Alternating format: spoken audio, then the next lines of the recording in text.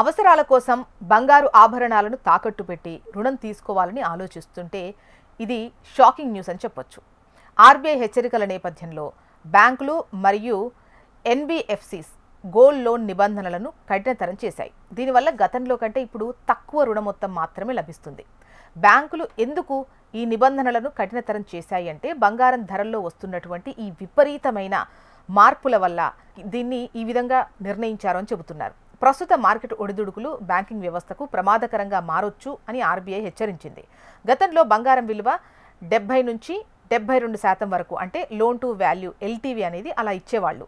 ఇప్పుడు ఆ పరిమితిని 60 నుంచి 65%కి కుదించారు.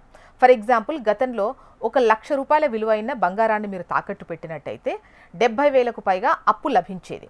ఇప్పుడు 60 నుంచి 65,000 వరకు మాత్రమే లభిస్తుంది. ప్రస్తుతం ఈ ఎంసీఎక్స్లో బంగారం ధరలు రికార్డు స్థాయిలో ఉన్నాయి. ఒకవేళ భవిష్యత్తులో ధరలు గనక 10 నుంచి 15% తగ్గితే కస్టమర్ తాకట్టు పెట్టిన బంగారం విలువ కంటే అతను చెల్లించాల్సినటువంటి బాకీ ఎక్కువైపోతుంది. అటువంటప్పుడు కస్టమర్లు లోన్ కట్టకుండా ఎగేసేటువంటి అవకాశం ఉంటుంది. ఇది బ్యాంకుల ఆస్తి నాణ్యతపై ప్రభావం చూపుతుందని ఆర్బీఐ ఆందోళన వ్యక్తం చేసింది. ఈ గణాంకాల లెక్కల ప్రకారం కనుక చూస్తే ఈ 21 ఏళ్ల నుంచి 30 ఏళ్ల మధ్య ఉన్న యువత తీసుకునేటువంటి గోల్డ్ లోన్ల సంఖ్య రీసెంట్గా రెట్టింపైందట.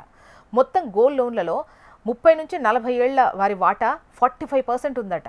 విచారకరమైన విషయం ఏంటంటే ఈ రుణాలను ఈ వ్యాపారాల కోసం కాకుండా ఈ రోజువారీ ఖర్చుల కోసం ఎక్కువగా వాడుతున్నారట.